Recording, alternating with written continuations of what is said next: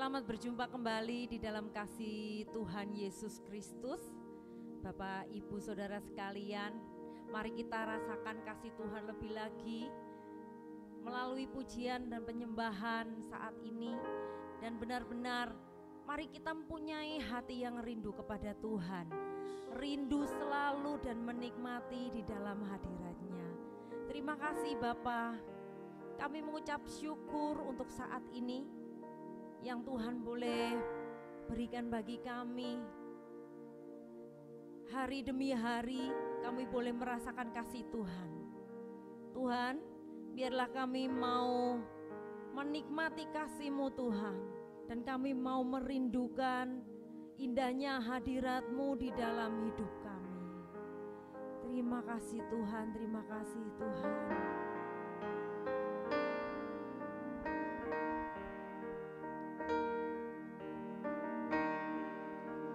Saat terindah dalam hadirat-Mu,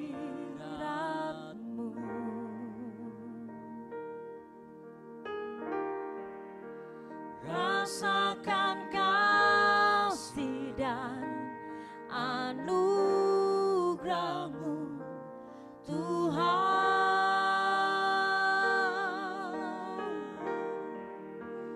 Mengasihi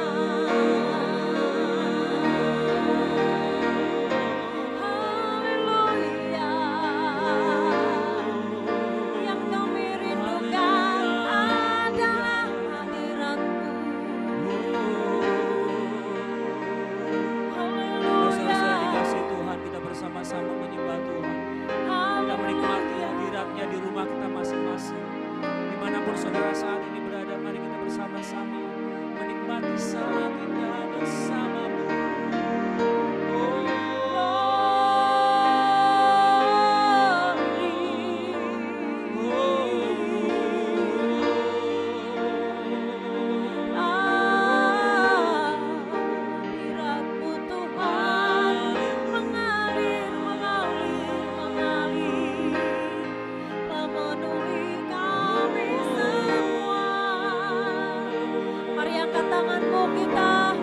Kita rasakan hadiratnya, kita menyembah Dia.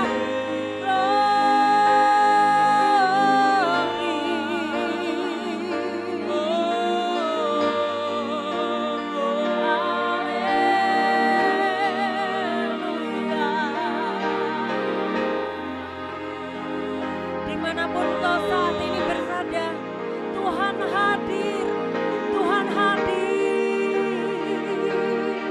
Tuhan hadir, Tuhan hadir bersamamu. Haleluya, kasih-Mu Tuhan kami menikmati indahnya hadirat-Mu.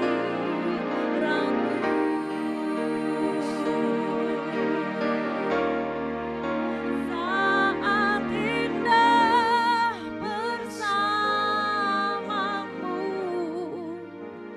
itu yang selalu ku rindu, menikmati Engkau dalam hadirat-Mu.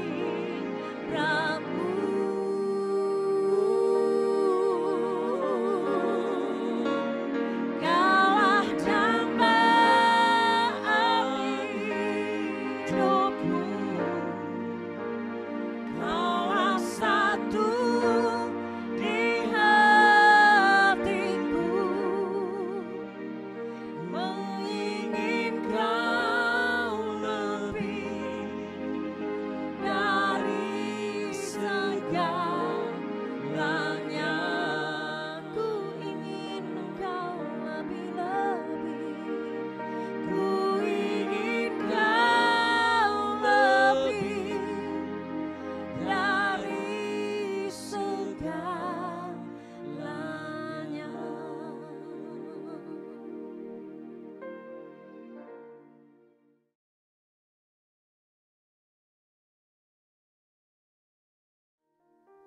Salam saudara-saudara dikasih Tuhan dimanapun saudara saat ini berada, saudara yang menyaksikan secara online di rumah saudara.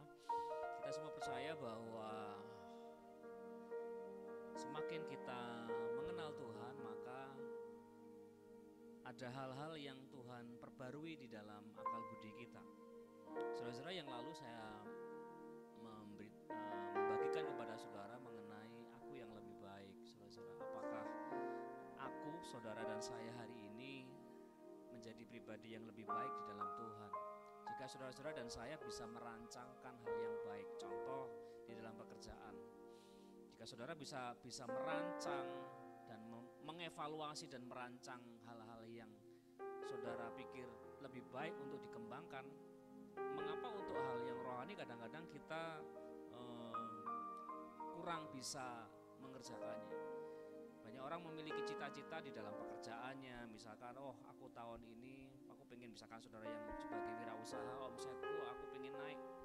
Saudara kemudian mengevaluasi pekerjaan di tahun yang lalu dan mulai melakukan perbaikan supaya usaha saudara berkembang.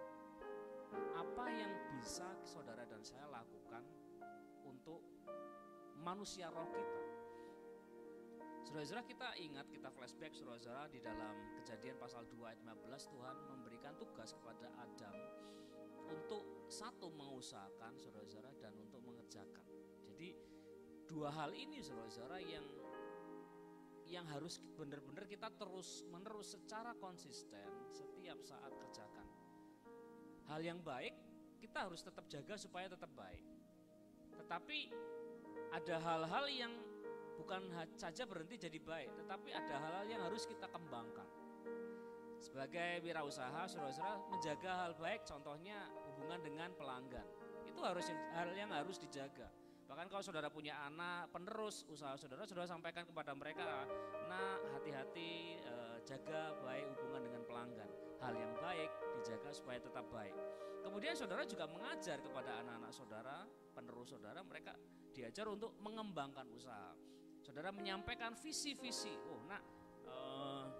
kalau bisa usahamu jangan di sini saja, tapi coba kamu kembangkan di tempat lain, di kota lain.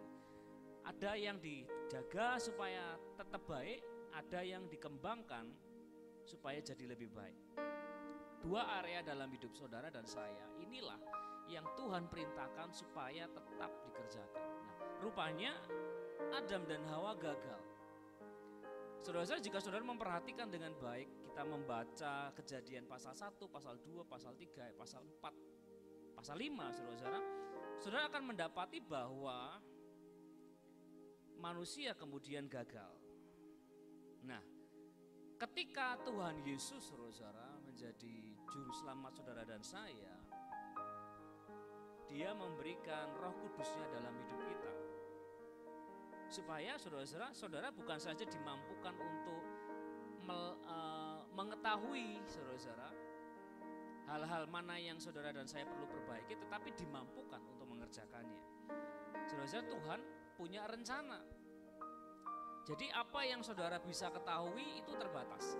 Saudara dan saya mengetahui hal-hal yang sangat terbatas. Kita terbatas dengan mata kita, pandangan kita, kita terbatas dengan pengetahuan kita. Sementara Tuhan tidak terbatas. Dia memiliki rancangan bagi saudara dan saya. Nah, kadang-kadang saudara-saudara, ketika saudara dan saya mulai bertumbuh, saudara-saudara, dari kita bertumbuh semakin dewasa, ada beberapa hal yang seringkali kita kurang pahami. Tapi lebih baik kita baca dulu saudara-saudara 2 Korintus pasal 3 ayat 17. Dikatakan dan 18, sebab Tuhan adalah roh, dan di mana ada roh Allah, di situ ada kemerdekaan. Dan kita semua mencerminkan kemuliaan Tuhan dengan muka yang tidak berselubung. Dan karena kemuliaan itu datangnya dari Tuhan yang adalah roh, maka kita diubah. Perhatikan saudara-saudara, maka kita diubah menjadi serupa dengan gambarnya dalam kemuliaan yang semakin besar. Saudara-saudara, perhatikan dua kata kunci ini, diubah dan semakin besar. Jadi saudara-saudara, perhatikan baik-baik ketika Rasul Paulus memberikan nasihat melalui surat Roma, saudara-saudara, pasal 12 ayat 1 dan 2 mengenai pembaruan akal budi. Itulah yang harusnya terjadi dalam hidup saudara secara rohani, manusia roh kita. Diubah, tetapi bukan saja diubah, tetapi semakin besar. Apanya yang semakin besar? Kemuliaannya. Kemuliaan siapa? Kemuliaannya Bapa. Jadi saudara dan saya punya tugas untuk mengembangkan siapa? Manusia roh kita, supaya semakin dewasa. Dan apa yang terjadi setelah manusia roh kita semakin dewasa?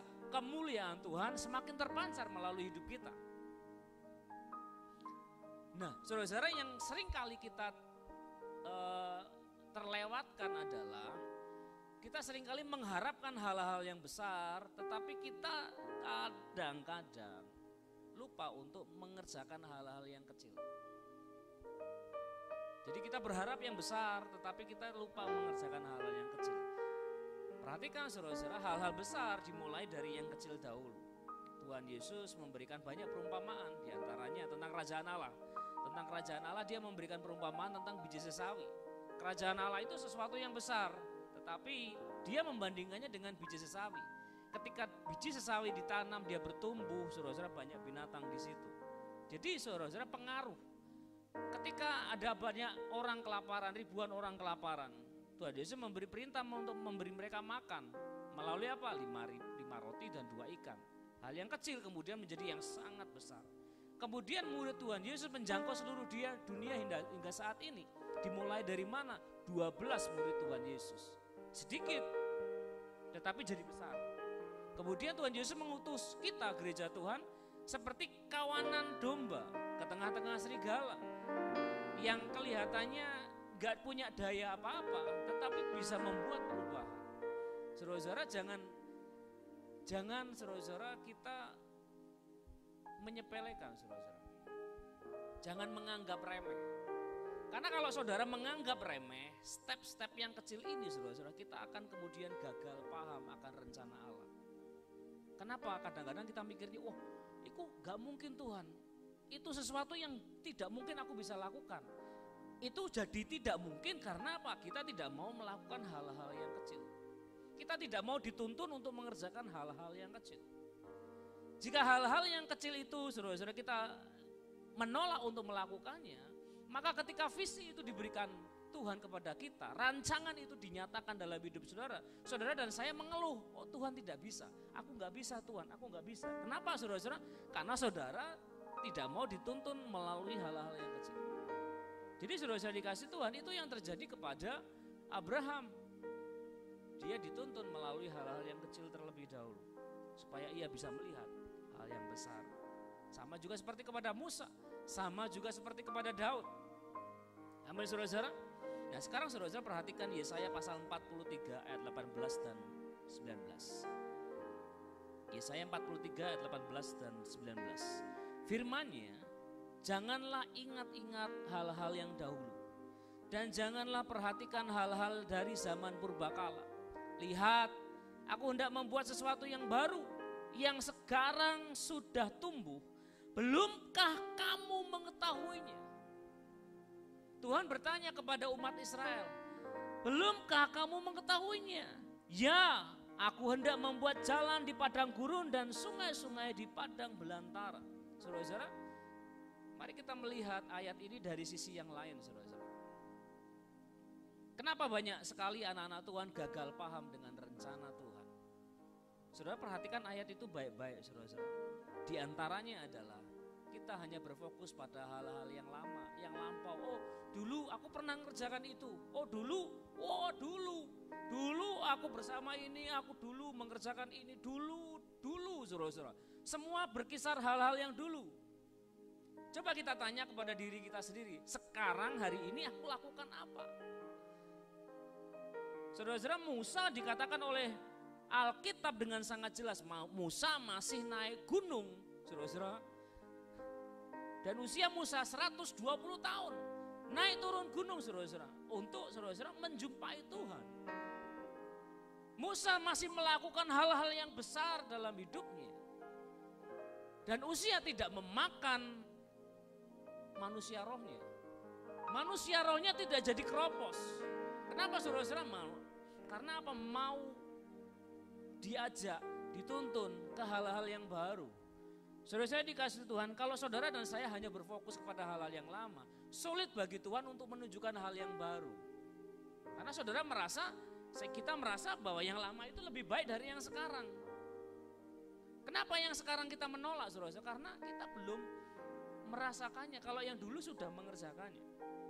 Yang kedua, saudara-saudara, kita memperhatikan hal-hal yang sudah terjadi. Memperhatikan hal-hal yang sudah terjadi. Janganlah ingat-ingat hal yang dahulu dan janganlah perhatikan hal-hal dari zaman purbakala. Oh, itu bisa, itu bisa. Tapi bagaimana dengan saudara? Apakah saudara bisa? Dan kita mulai bertanya, apakah aku bisa? Wah, aku gak bisa. Aku terlalu lemah, aku terlalu ketidakbisaanku terlalu banyak. Saudara-saudara, jika saudara melihat saya hari ini dan membandingkan saya ketika saya masih kecil, saudara-saudara, itu adalah dua kejadian yang berbeda. Kalau saya ngomong, saudara-saudara, ada yang nyela itu, saudara-saudara, tiba-tiba saya gagap. Omongan saya nggak karu-karuan, saudara-saudara. Dan untuk bisa ngomong di muka umum, saudara-saudara, itu bukan hal yang mudah. Saya memaksa diri saya untuk masuk ke organisasi, di OSIS, saudara-saudara, belajar ngomong, ya walaupun diketawain orang, tapi saya belajar untuk mengusahakan hal-hal yang baru. Nggak pedean memang, saudara-saudara, tapi mari kita mencoba untuk melakukan hal yang baru. Karena hal-hal yang baru, saudara-saudara, itu bisa jadi cara Tuhan untuk menuntun kita kepada hal-hal yang baru. Saudara jangan berkata, oh aku gak bisa, aku gini. Saudara, semakin saudara dan saya membicarakan keterbatasan, semakin sulit kita untuk melihat ketidakterbatasan Tuhan. Tekan amin. Dan yang ketiga, saudara dan saya mungkin gak akan suka hal ini, saudara. Bahwa Tuhan itu suka membuat sesuatu yang baru. Tuhan itu kreatif, saudara. Bukan Tuhan yang ketinggalan zaman atau out of date, saudara. Tapi Tuhan kita adalah Tuhan yang kreatif. Bayangkan, saudara, dari tidak ada Tuhan berfirman, jadi bumi, jadi matahari, jadi planet-planet, jadi alam semesta, jadi tumbuhan, jadi binatang, jadi segala macam, saudara-saudara, dengan berkata. Kemudian dengan kreativitasnya Tuhan membentuk manusia. Kalau saudara dan saya sempat belajar biologi dan mempelajari anatomi, berapa jumlah tulang, berapa jumlah otot yang menyusun tubuh, Tuhan rancang sedemikian rupa, tepat.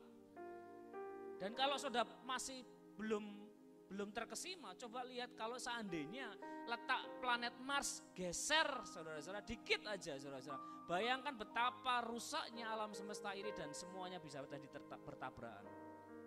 Tetapi Tuhan suka hal-hal yang baru. Maka dari itu bangsa Israel selalu menolak, saudara-saudara. Karena mereka tidak suka hal-hal yang baru. Mereka selalu berkata, oh di zaman Musa, leluhur kami, di zaman Abraham, bapa kami. Suka ngomong hal-hal yang lama, gak suka hal-hal yang baru. Maka dari itu Tuhan Yesus juga ditolak sebagai Mesias. Karena sama sekali berbeda.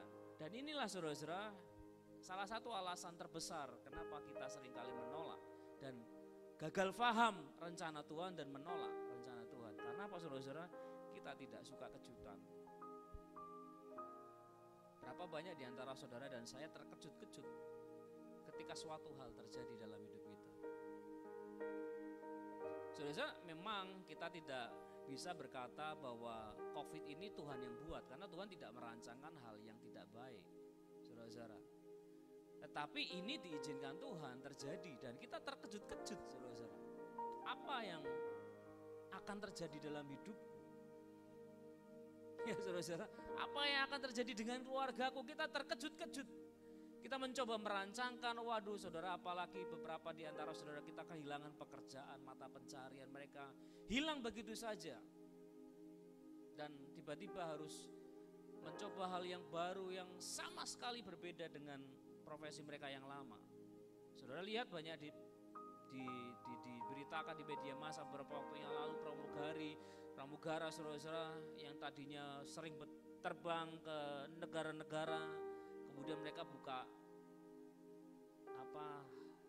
makanan kaki lima, street food, saudara-saudara. Benar-benar sesuatu yang berseberangan dengan hal yang biasa mereka lakukan. Tapi mereka lakukan supaya mereka survive. Nah, saudara-saudara, ketika Tuhan memberikan kejutan kepada saudara dan saya di dalam hidup kita, maka saudara-saudara, yang harus kita lakukan adalah bertanya. Saudara-saudara, inilah yang sering kita lewatkan. Kenapa kita malas bertanya kepada Tuhan? Kita justru seringkali merespon negatif. Kita bertanya kepada Tuhan, mengapa Tuhan izinkan ini terjadi dalam hidupku? Mengapa Tuhan buat aku susah? Saudara, untuk bisa berkata bahwa rancangan Tuhan itu yang terbaik, itu gak gampang, saudara.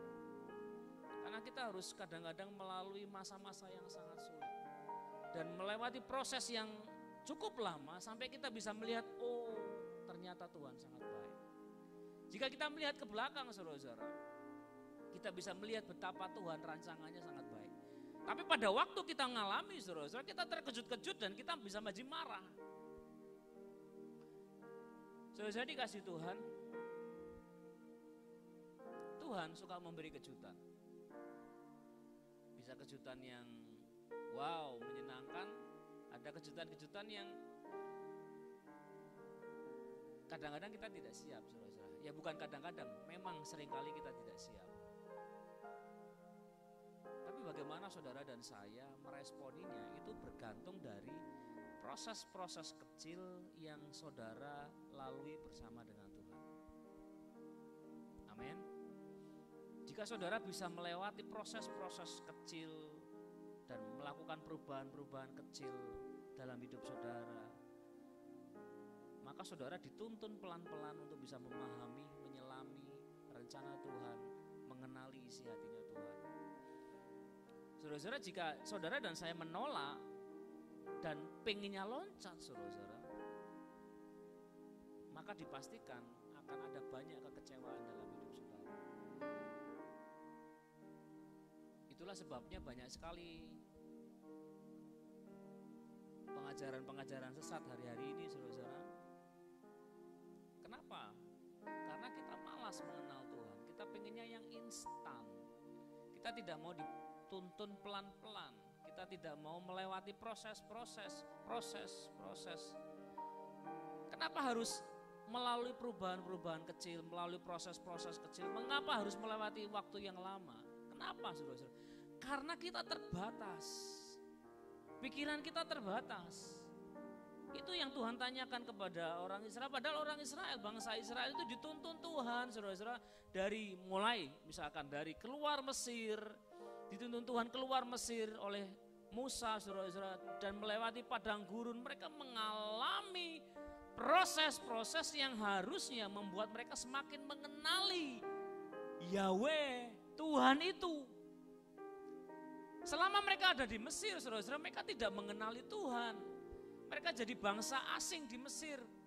Waktu ada Yusuf, mereka enak. Tetapi begitu Yusuf mati dan muncullah raja yang baru tidak mengenal Yusuf, saudara-saudara, mereka ditindas. Mereka berteriak kepada Tuhan, tetapi mereka tidak mengenali Tuhan. Dan ketika dituntun Tuhan dan dipimpin oleh Musa keluar dari Mesir, mereka berkali-kali menolak Tuhan, menolak dituntun Tuhan. Itulah sebabnya ketika mereka masuk ke tanah Kanaan, menyeberangi sungai Yordan, saudara-saudara, satu generasi dimatikan, saudara-saudara. Kenapa, saudara-saudara? Karena satu generasi ini menolak mengenal Tuhan, menolak hal-hal yang baru yang dari Tuhan, menolak kejutan-kejutan yang dari Tuhan, menolak dituntun Tuhan pelan-pelan. Saudara-saudara, untuk kita bisa mengusahakan, mengembangkan yang sudah baik untuk jadi lebih baik, saudara-saudara, kita harus dituntun pelan-pelan. Dan jika Tuhan menuntun saudara dan saya sampai hari ini, saudara-saudara, dan kita menemukan kejutan-kejutan, saudara-saudara, hal-hal yang baru, maka yang harus kita lakukan adalah bertanya kepada Tuhan, what should I do? Apa yang harus aku lakukan, Tuhan? Apa yang harus aku lakukan, Tuhan? Kita hidup di masa di mana segala sesuatu tidak menentu. Tidak ada yang bisa menjamin. Tidak ada. Bahkan presiden kita, saudara-saudara, tidak bisa menjamin. Tidak ada yang bisa menjamin. Ahli ekonomi pun tidak bisa menjamin. Yang bisa menjamin hidup saudara adalah Tuhan. Mari saudara-saudara yang dikasih Tuhan, apapun area-area yang saudara dan saya pernah gagal, mari kita mulai mengevaluasi diri kita sendiri. Barangkali saja saudara-saudara kita melewatkan proses-proses yang harusnya kita lewati bersama dengan Tuhan. Kita menolak untuk dituntun Tuhan di titik itu. Kita maunya Tuhan yang itu, Tuhan yang lama saja, yang sekarang ini aku gak mau. Karena memang saudara-saudara terbukti bahwa rata-rata kita menolak hal yang baru. Contoh saudara-saudara, uang e-money, saudara-saudara. Masih banyak orang yang menolak hal ini dan memilih untuk melewati jalan darat, misalkan perjalanan darat yang jauh lebih lama dibandingkan jalan yang lebih cepat. Karena apa? Menolak hal yang baru, menolak ya hal yang sudah ada, sudah disediakan pemerintah. Bukan karena uang, tetapi ya karena tidak mau. Dan itu saudara-saudara terjadi dalam banyak area dalam hidup kita. Ada hal-hal yang baru yang terjadi, ada proses-proses kehidupan yang baru yang terjadi. Supaya apa saudara-saudara? Saudara dan saya memahami rencana Tuhan, memahami kehendak Tuhan, dan lebih dari itu saudara-saudara, kita semakin mengenal Tuhan. saudara-saudara dikasih Tuhan, kita belajar menyerahkan semuanya kepada Tuhan.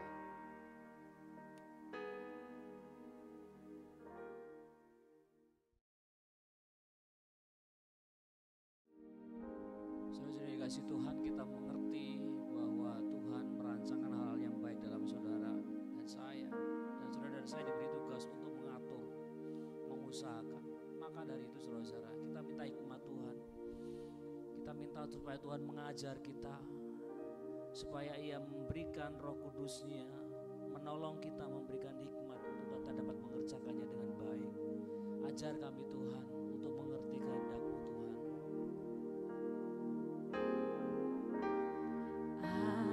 Ajar ku mengerti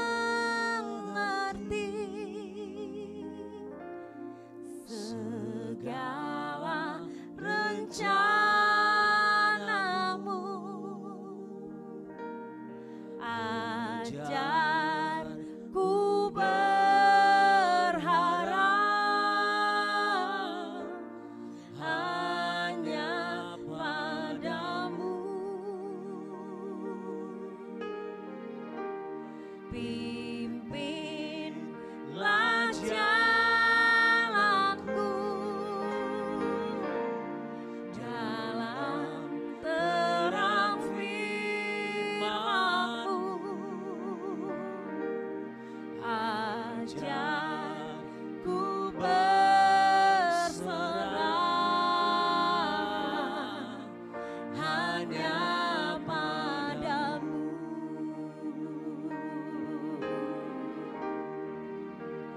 Bapakku, ajar segala rencana-Mu.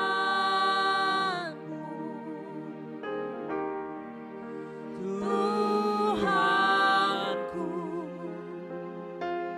heran perbuatan-Mu.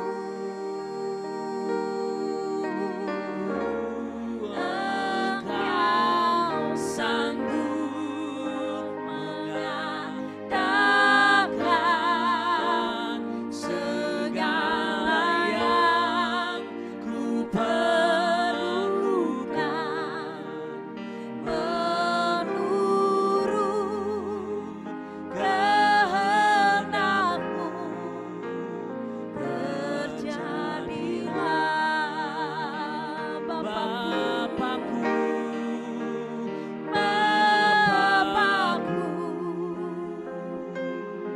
ajar segala rancangan-Mu. Tuhanku, heran perbuatan-Mu.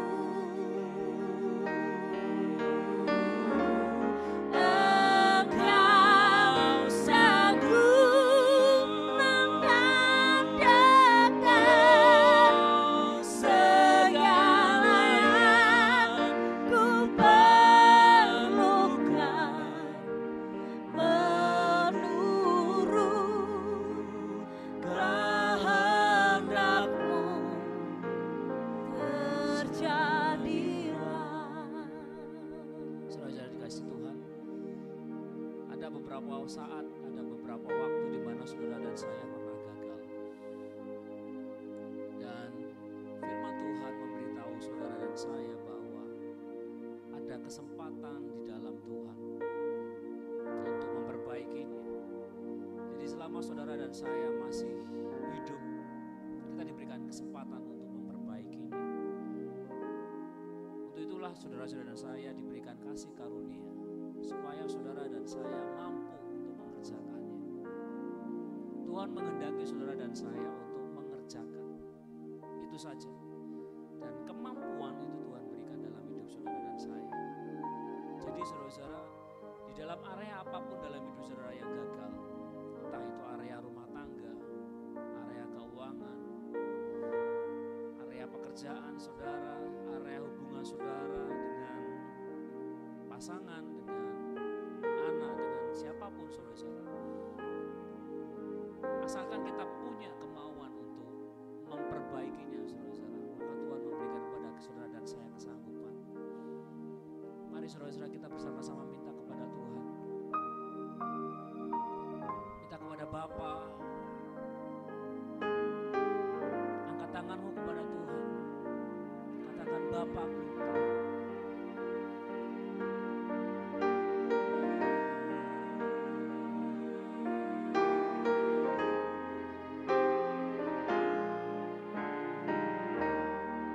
Minta dengan sungguh-sungguh, Bapakku, ajaib segala rancanganmu, Tuhanku, heran perbuatanmu.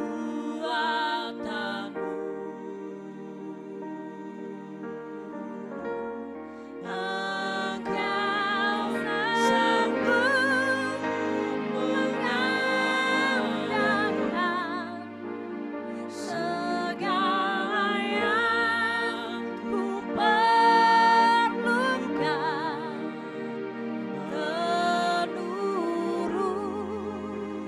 kehendakmu terjadilah.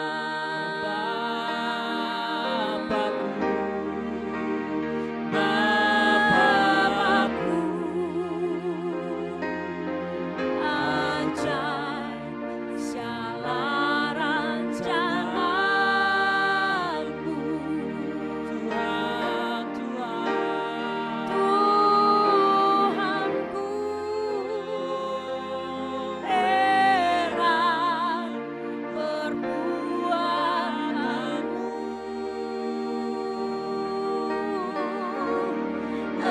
Engkau sanggup mengadakan segala yang ku perlukan,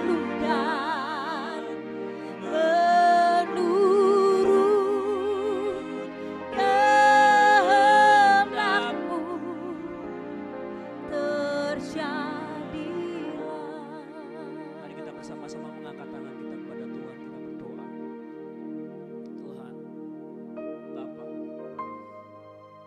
di area apapun di dalam hidup kami pernah mengalami kegagalan. Kami mau mengakuinya Tuhan. Dan kami minta hikmat-Mu Tuhan, supaya kami dapat memperbaikinya. Supaya kami tidak menyia-nyiakan anugerah-Mu Tuhan. Supaya hidup kami maksimal di dalam segala area hidup kami.